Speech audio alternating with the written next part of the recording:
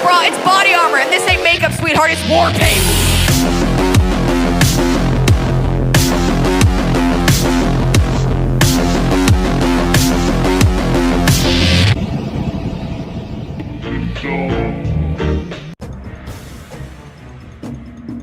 They told you the war was over, and that the culture battle was done, dusted, settled. They told you to go home, smile nice, and obey. But you're here. And so am I. Which means it's not over.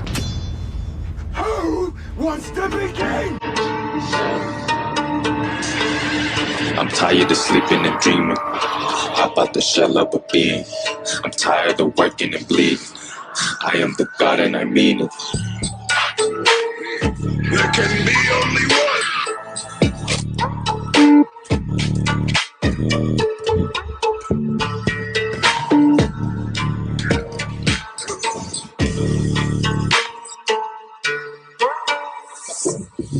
16, pouring up another scene. I got the vaccine, so ain't no acting, play no practice. Niggas wanna check this out, playlist. Acting brainless, fuck you, pay me. I'm tired of sleeping and dreaming about the shell of a being. I'm tired of working and bleeding. I am the God and I mean it.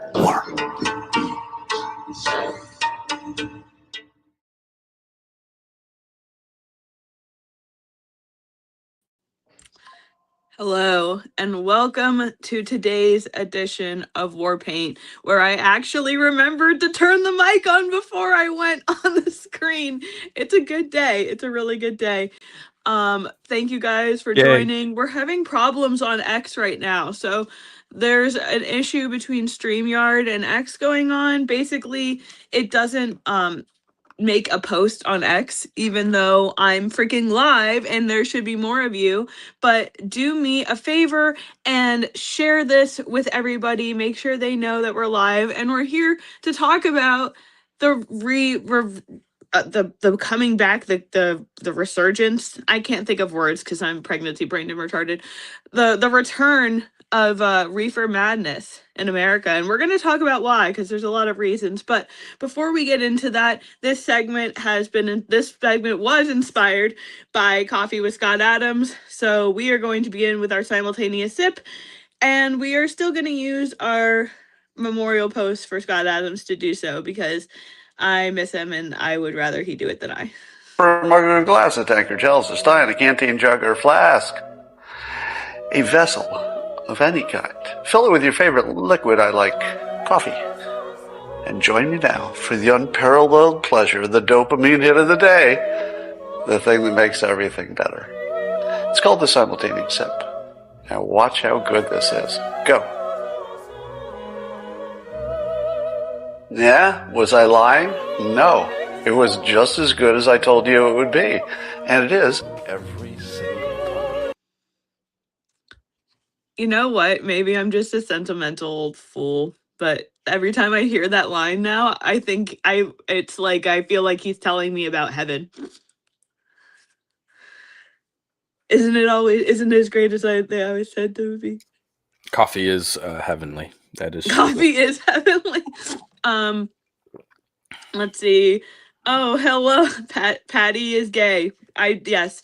Patty of Patty Don't Surf on the Warboy Studios is definitely still gay, and it's very good to remind us of that. I need to download the announcement for the fight because I feel like people are forgetting about it. You know what I mean? Paul really needs to get in the ring with Patty, and I will make sure that happens, even if I have to go into my own pocket. All right. So I was talking about Reefer Madness, and we say, I actually saw that movie at a theater, Midnight Show Madness, I tell you, madness. Have you ever seen the Reefer Madness movie? Probably not. I was never into that kind of stuff.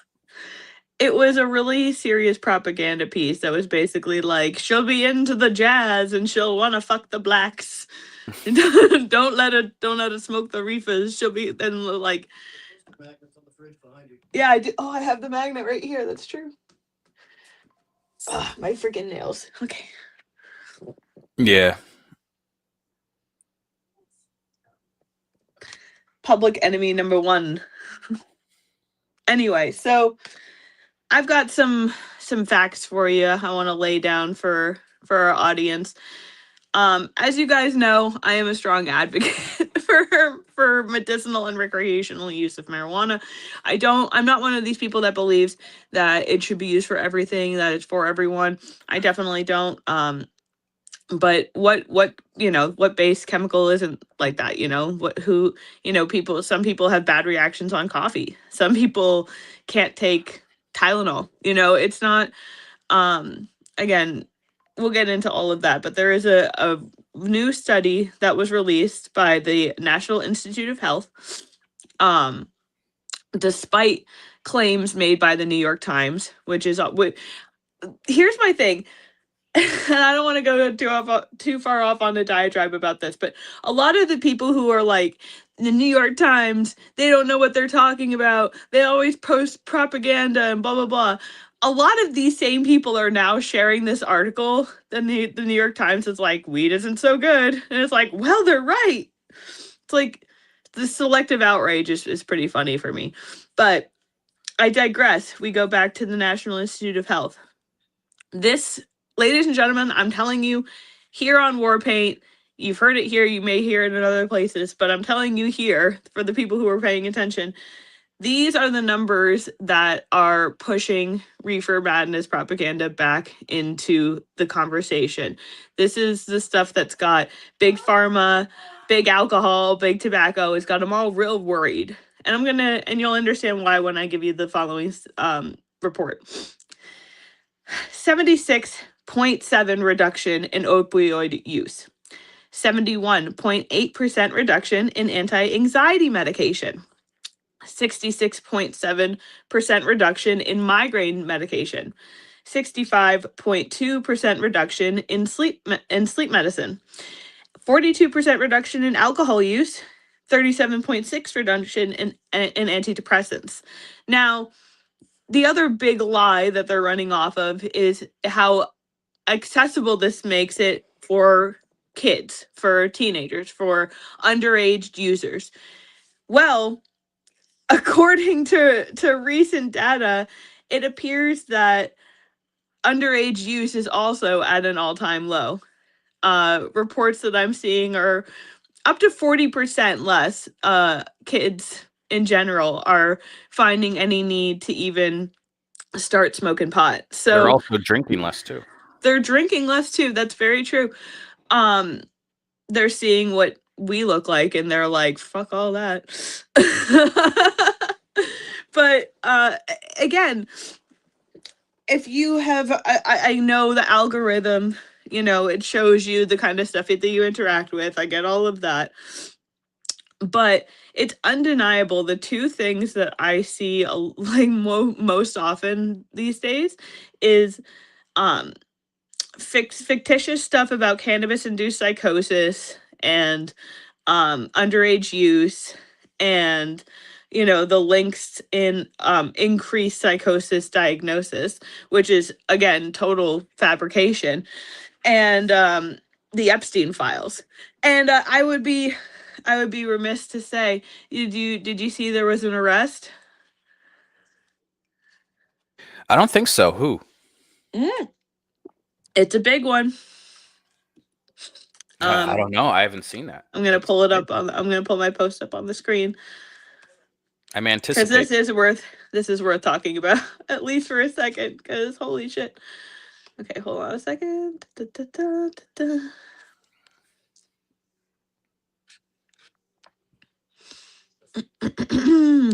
Let's see, show my screen.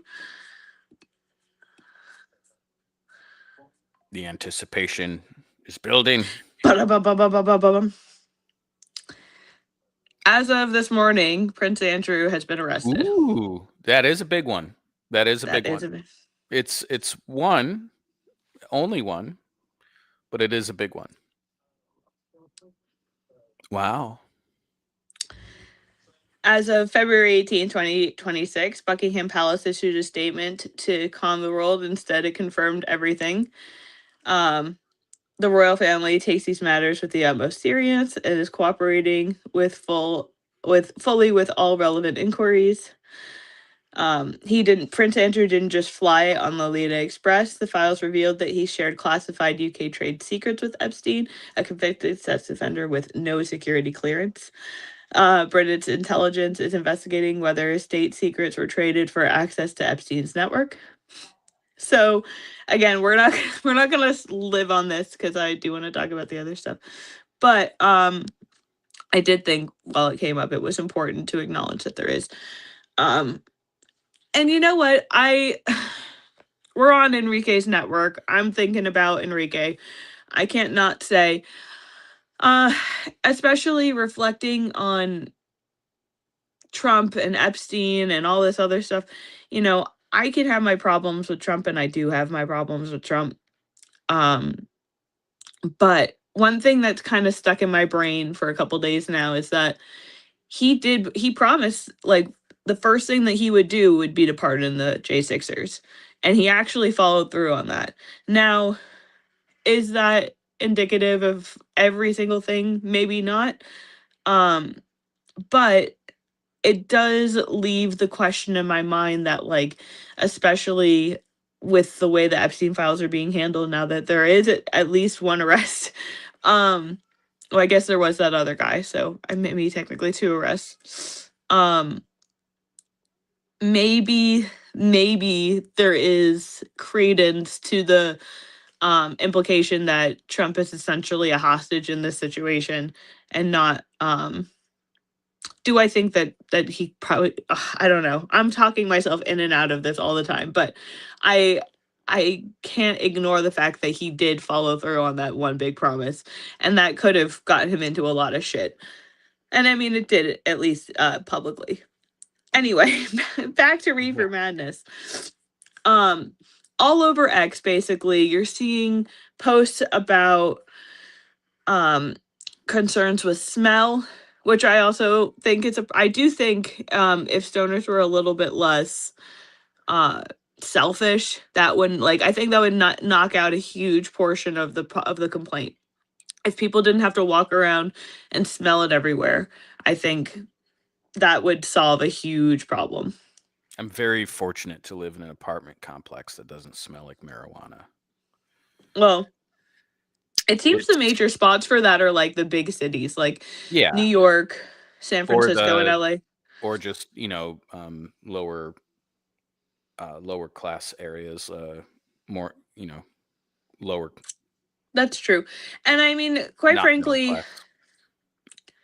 So do you remember, like, I mean, I feel like it was, late 90s, early 2000s era when smoking sections used to be like a really common thing, like in restaurants and Yeah, stuff. no, I remember that. Yeah, I was a young So kid.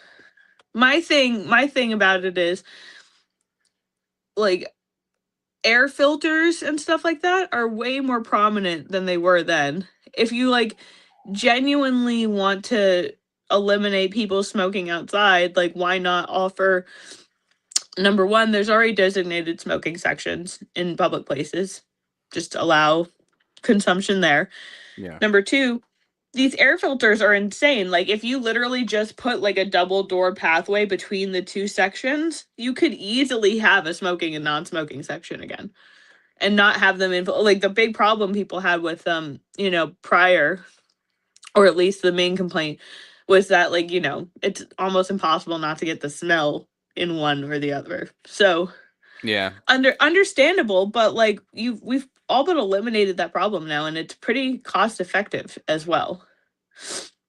Number two, don't you want people drinking less alcohol? Don't you want people not taking, this is the part that blows my mind.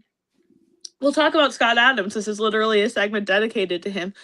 I interviewed Scott Adams, and in my interview, Scott told me, in no uncertain terms, he found weed recreationally in college, mind you. This wasn't even like something he discovered on a medicinal level.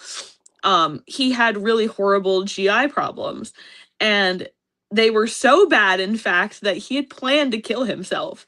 He was like so uncomfortable and so miserable. He was like, fuck it, I'm not gonna, if I have to deal with this much longer, I'm not gonna do it. And he fucking smoked a joint at a party and was like, wow, this feels great. Can you imagine a world just void of Scott Adams? I'm not saying that, it would, we would be in post-apocalyptic mayhem or anything, but like, think of the effect that influence he had over President Trump. Think about his role in commentary. I mean, hell, Dilbert was a huge staple for, millions of people. Like, it was no small thing. That, like, literally smoking a joint at a party was the difference between him being like, fucking, I'm out, and how to lose at every, or how to fail and still win bigly. Like, we have the Reframe Your Brain. We have all these incredible works. I'm actually reading one of his books right now. And obviously not everyone's going to be Scott Adams, but you would think that people like, and I'm not trying to throw shade here, but like Mike Cernovich, who like values Scott Adams so highly. Jack Posobiec values Scott Adams so highly. You know what Scott was talking about in the end? He was like, even on his morning streams, he was just like, yep, I'm getting baked as often as possible, because that makes me feel better. It makes me feel comfortable.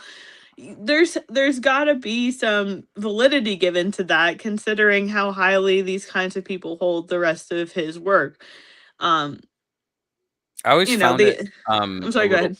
I always found it a little hypocritical of people in general who don't bat an eye at all at the types of pain medications and drugs that they give people in the hospitals. They're like one chemical Well, that's the difference thing. from just That's my straight up whole point. They heroin. totally do. Mike Yeah. Cernovich is definitely one of these people that's against that stuff. Like, how can you be so anti big pharma and so conscientious of how disgusting they are, and then just like throw the baby out with the bathwater? Like, I understand you don't want kids to have access to weed. I understand you don't want to smell it everywhere you go. I get that. Like, there's a lot of social elements to it that people don't want to just like have blatantly in the world. I think that they should enforce laws about outdoor consumption. Well, I think if people were actually getting ticketed or whatever for smoking outside, then it would happen far less frequently. But the is that a smell of reason to ignore the benefits that it's had? Is it a reason to ignore the fact that younger generations are saying like, to either? Like, I don't know. I don't think that it's worth it. And I don't think when you look at the people who are benefiting the most, from people addicted to opioids, from people consuming alcohol, from people smoking cigarettes, you realize like who the loudest people are concerning this stuff. You were listing off all of the percentages of decreased this and decreased that when Right. people use a little bit of marijuana or THC or whatever, and it made me think, you know, why is there still such a big stigma on it? And it might have to do a lot with this. Without a natural remedy, you have a lot of pharmaceuticals trying to Well, it's put a not only band-aid like over a the lot of these problems. one of the reasons it was so harshly criminalized in the first place was because hemp represented a really big threat to all sorts of industries. I had heard all the way back in high school that they made marijuana illegal because the early, people in charge were racist against Native Americans. That's what I heard. That was the excuse back then. And now I'm starting to realize actually it might have been because some businessmen were like, wait a minute, we could make money if we can monopolize solving these problems with medications and stuff. And my problem is, and I understand, like, this is, especially when you consider that there's stuff like the Epstein files going on, it's like, who gives a shit about weed? Um, but I think that, and like I said, this isn't like a cure all. This isn't a solve, an overall solve. And I'd really like to organize a panel. But the only people that are having the conversation online on both sides of the argument, quite frankly, for the most part, and I've been able to find some rare exceptions these days, and I wish I'd written a list of them so I could give their accounts a shout out, but I didn't think of that until this moment. But most of the argument you see online is by people who are obviously being paid or just like the most obnoxious, like that ginger chick. Um I got into it with somebody the other day. We were having a good conversation and I was trying to she said she might even come on a panel about it. And then she dropped some really retarded fucking shit. I tried to explain. We were at the point of the conversation where we were talking about the people who endorse, you know, big cannabis over whatever. And I was like, well, she tried to say that people who are pro vaccine were the same people who are pro weed, and it's like, no, that's actually not true. Like, it's the exact opposite. And then she tried to tell me, she said, because, or she said that she was part of these deals in some way, or like she was made savvy of them, but she tried to insist to me that Purdue Pharmacy in Canada like invested billions of dollars into the medical grow up. And it was just like, I really questioned my own sanity for a minute, because it was like, did I miss something that big, that like Purdue was finally like, the people that bring you opioids were like, you know what, maybe cannabis is okay. I feel like I wouldn't have missed that. And I look into it, literally you look into it for 5 seconds, you realize she's full of shit. But I bring that up to say, um grow we have someone, grow your own weed and smoke it, end of debate. I mean, yeah, if it didn't wind you up in prison, I think more people would. Although I guess let people are less often being thrown at, although I'm like going back and forth in my head about this with pregnancy brain bouncing, but there was actually like an 80-year-old woman who was like growing in her yard or whatever, not that long ago, and they like sent the fucking full force of the feds down on her, and I always thought that was so ridiculous. But you know, I'm not going to make any recommendations to people to do illegal shit in their homes. And now I've completely lost where I began that. Welcome to War That's Paint, okay. everyone. Yeah, maybe this is why morning shows don't work for me. I'm definitely less capable in the morning for sure. No, it's the worst, especially while I'm pregnant. I feel like 60% of my brain function is just going to developing this human inside my body. It's important And work. it is important work. It's very important work. Um, but I mean, like we're talking about medical weed. Like, thankfully, I have really, really relatively easy pregnancies compared to a lot of people that I know. But like hypermesis is another thing that we could do a lot of benefit for. Like women who are literally so sick during their pregnancies, um, that they can't keep anything down. There's actually, I can pull that up. There is a study that I just saw this morning that was saying that there's no significant proof that um partaking or medicating when pregnant has any sort of long-term effect, either developmentally, physically, or psychologically, or mentally, as far as like keeping on the same developmental path, like hitting the same milestones. There seems to be no difference. Let me see if I can find that.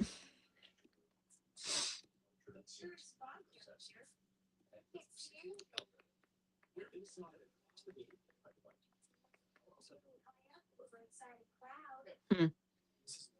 Really thought I saved it. I guess I didn't.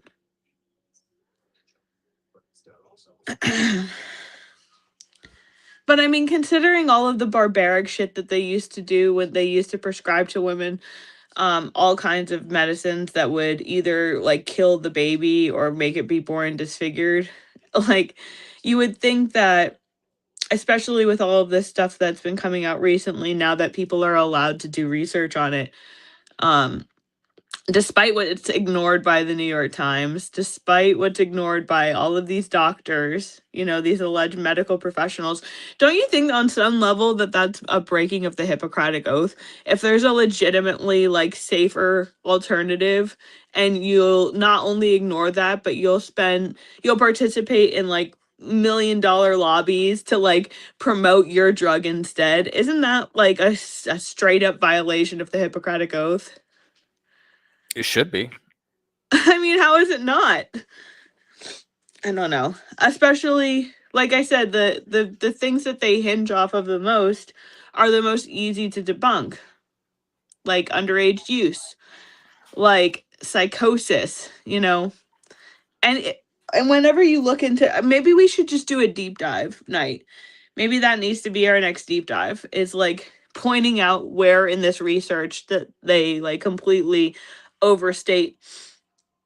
Um, Or yeah, they're saying too, there's this dramatic increase in people who it's like I think it's called CHS, where you ingest so much that it like starts like turning on you and it starts making you get violently ill. And they're saying that that has gone up, even though they don't actually use the diagnoses from the hospitals to do so. They just use some like random survey.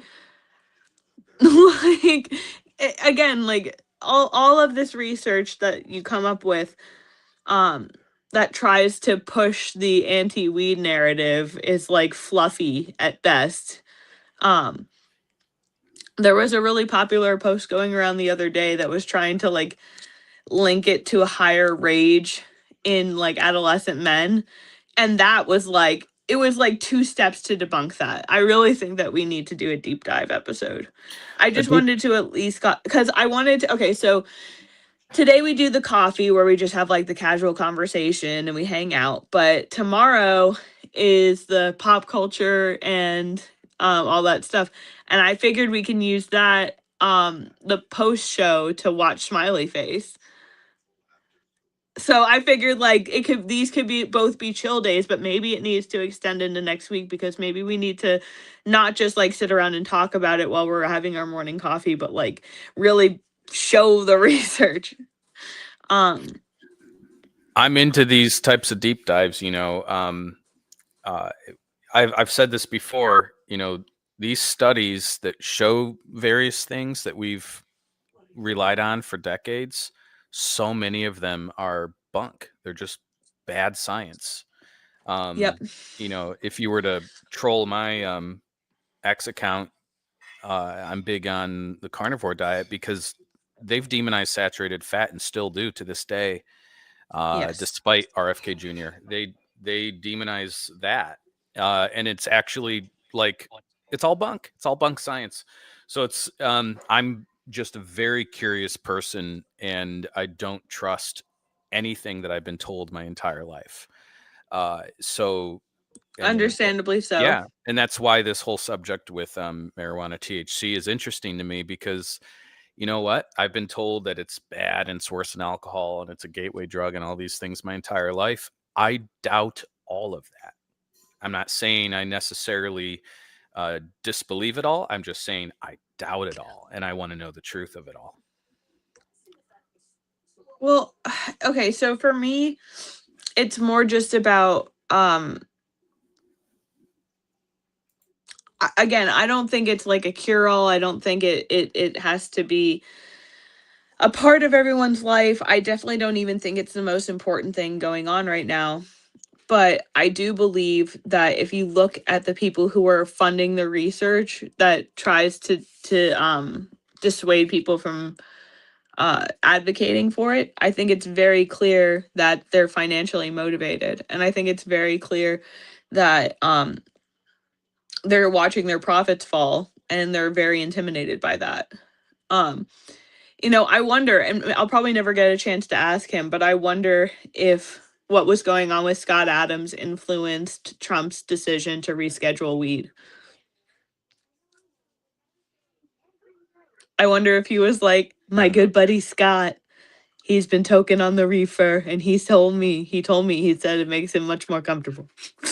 Well, Trump is very much against anything that influences the mind. He's against drinking. He's against smoking, even if Well, he it's won't just do it tobacco. himself, but like, I Yeah, bet you but if he was like, but yeah, he's all for it if it's medicinal for someone. He wouldn't deny someone that, and I think that's a good take. I wonder if that influenced it at all, though. That makes me curious.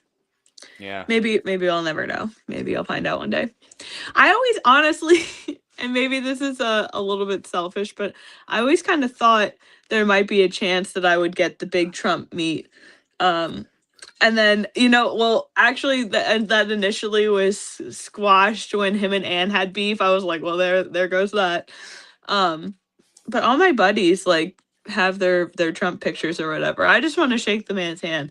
I a little bit want to be like, what about Epstein? But I don't know. I think in the moment I would be more grateful for like the J6 pardons and stuff like that, and I'd be like, also, just wanna by the give by, a- did Scott Adams smoking weed have anything to do with you rescheduling? I want to agree with Ron here. Keto all the way and liquid fasting. It's as people might know, it's Lent now. Yesterday was Ash Wednesday, and It was. for Lent, I'm doing fasting on periodic days here and there. So all the way, liquid fasting, yeah. keto all the way. Oh man, guys. Okay, so as you guys have probably noticed, there's a new show structure. So I figured I should take a minute and talk about that. We're doing a rotating schedule. Excuse me, starting like basically last week. The first week of every month is going to be a Monday Saturday show. The Monday show is the first Monday show will be a political show where we talk about, current events, all the stuff that's going on with within the political spectrum, or as far as Epstein updates and stuff like that. That's typically where that's going to be. The second Monday is going to be book club. So it'll be Monday, and then Saturday is, as usual, our interview show.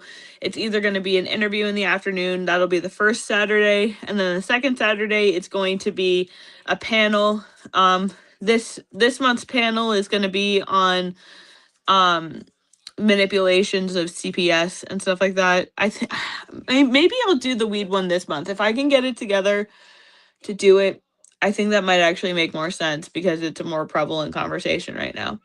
I don't know. We'll get back to you on that, but there's either the shifts the weeks that rotate are it's Monday, Saturday, and then Thursday, Friday. So this week is obviously a Thursday, Friday week.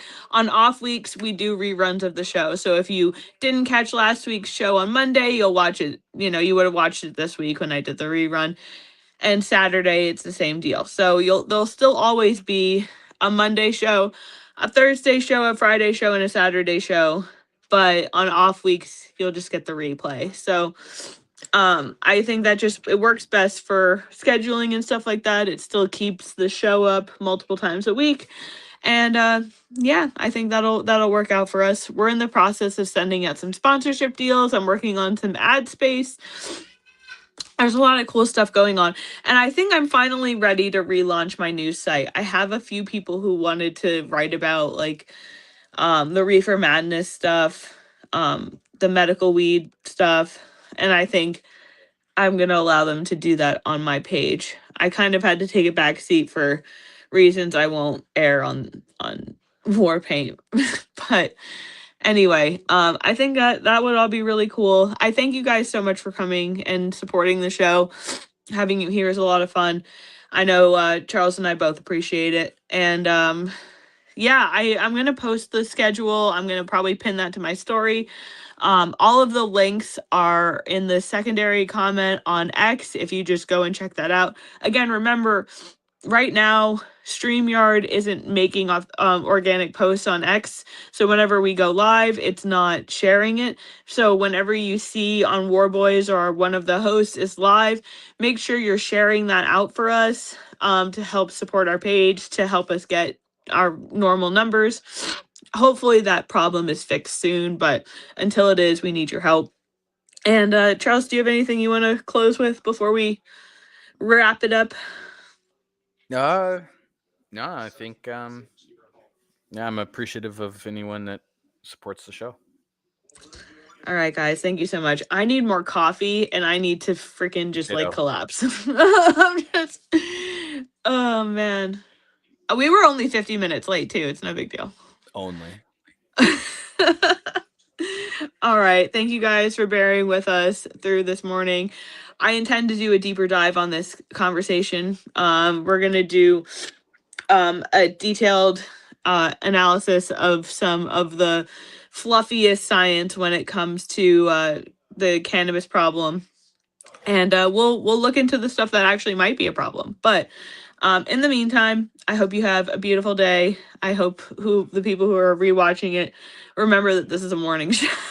And we will see you all next time. This has been Warpaint. I hope that you wear it well.